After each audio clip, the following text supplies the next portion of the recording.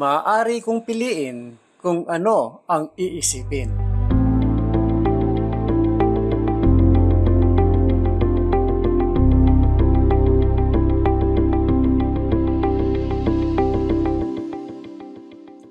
Kamusta po kayo?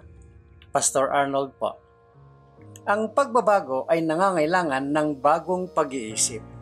Para magbago tayo, kailangan natin matuto ng katotohanan ng Diyos at gumawa ng tamang desisyon. Pero higit pa doon, kailangan din natin baguhin ang paraan ng ating pag-iisip. Napag-usapan na natin ito dati. Ang laban kontra sa kasalanan ay nagsisimula sa isipan, hindi sa ginagawa. Kung paano ka mag-isip, doon nakadepende kung ano ang mararamdaman mo. At kung ano ang nararamdaman mo, yan din ang magiging aksyon mo o kilos mo. Kaya kung gusto mong baguhin ang mga kilos mo, magsimula ka muna sa pagbabago ng isip mo. At dagdag pa, kung gusto mong baguhin ang nararamdaman mo, magsimula ka rin sa paraan ng pag-iisip mo. Halimbawa, pwede mong sabihin, kailangan kong mas mahalin ang mga anak ko. Pero, hindi talaga pwede yun. O kaya naman, sasabihin mo, kailangan kong mas mahalin ang asawa ko. Hindi rin uubra. Hindi mo pwedeng pilitin ang sarili mong maramdaman ang isang bagay. Kailangan baguhin mo ang pag-iisip mo tungkol sa mga anak mo, tungkol sa asawa mo, at doon magbabago ang damdamin mo. At pagkatapos, mababago din ang kilos mo. Sabi ng Bible, instead, there must be spiritual renewal of your thoughts and attitudes. Ephesians 4 verse 23 ng New Living Translation. Ganito ko ito pwedeng isummarize. Hindi ka kung ano ang iniisip mo na ikaw, kundi kung ano ang iniisip mo, yun ang magiging ikaw. Ang laban kontra kasalanan o ang laban para sa harapin ang mga kahinaan mo sa buhay ay nagsisimula sa isipan. Kung gusto mong baguhin ang kahit anong kilos o kahit anong damdamin, magsimula ka sa iniisip at sa pananaw mo. Ang pagbabago ng isip ay konektado sa salitang repentance. Alam ko na para sa maraming tao, parang hindi magandang pakinggan ang salitang repentance.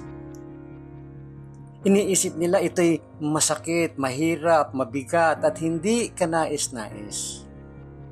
Pero ang salitang repentance ay walang kinalalaman sa iyong pag-uugali. Ito'y tungkol sa pagbabago ng isip. Ang matutong ibahin ang pag-iisip. Ang ibig sabihin ng repent ay gumagawa ka ng mental U-turn. Ito'y ginagawa sa isip, hindi sa kilos. Kapag nabago ang iniisip mo, madadala nito ang emosyon mo o yung aksyon mo. Kapag ako'y nagrepent, gumagawa ako ng mental U-turn mula sa guilt patungo sa pagpapatawad. Mula sa kawalan ng direksyon patungo sa layunin ng buhay. Mula sa kawalan ng pag-asa patungo sa bagong pag-asa. Mula sa frustration patungo sa kalayaan. Mula sa dilim patungo sa liwanag.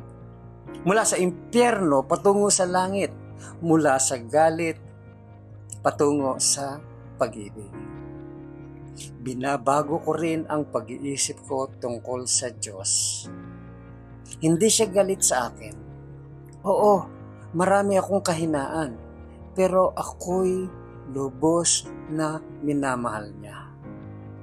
Binabago ko ang pag-iisip ko tungkol sa iyo tungkol sa mga anak ko, tungkol sa asawa ko. Binabago ko ang pag-iisip ko tungkol sa mundo, tungkol sa ekonomiya at tungkol sa aking nakaraan, kasalukuyan at kinabukasan. Kaya ang binabagong kaisipan ay hindi lang ibig sabihin na baguhin mo ang pananaw mo tungkol sa Diyos at kay Jesus. Kasama rin dito ang pagbabago ng pananaw mo tungkol sa sarili mong kahinaan. Sabi ng Biblia, let this same attitude and purpose and humble mind be in you which was in Christ Jesus. Philippians 2 verse 5 ng Amplified Paraphrase. Think about this, my friend.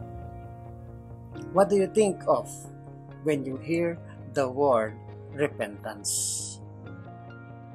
Ano ang naiisip mo kapag naririnig mo ang salitang repentance? Just think about that. Pangalawa, what negative thoughts about yourself, about others, or God do you need to make a mental U-turn from? Anong mga maling isip tungkol sa iyong sarili, sa iba, o sa Diyos ang kailangan mong magkaroon ng mental U-turn? At ang panghuli, think about this. How would your daily life change if you consistently replace wrong thinking with God's truth? Paano kaya mababago ang araw-araw mong buhay kung palaging papalitan mo ang maling iniisip ng katotohanan ng Diyos? Muli po, ito si Pastor Arnold Adriano. At ang encouragement na ito ay hatid sa inyo ng Malabon Community Church. Have a great day, my friend. At huwag mong kakalimutan kung sino ang gumawa ng araw na ito.